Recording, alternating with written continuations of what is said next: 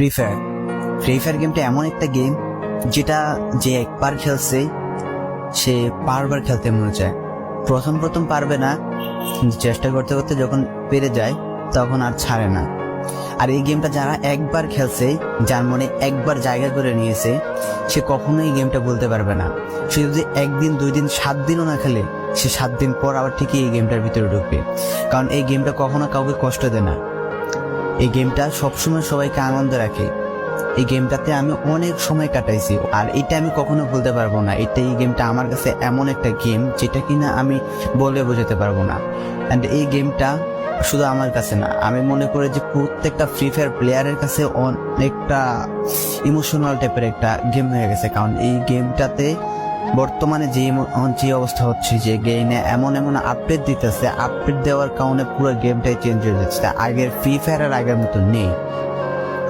তো এই কারণে হয়তো কোনো এক সময় আমরা এই গেমটা ছাইড়া দিতে হবে, তবে ছাড়া হবে না। যদি ছাড়া হয় তাহলে শুধুমাত্র গেমটা ব্যান্ড হওয়ার পরে ছাড়া হবে।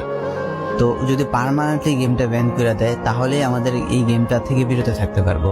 আর না হলে কোনোভাবে ছাড়া, যতই আপডেট আসুক না কেন আমরা ছাড়তে পারবো না। এই গেমটার প্রতি যত একটা মায়া জড়াই গেছে, তো এটা আমাদের পক্ষে ছাড়া একবারে পসিবল না।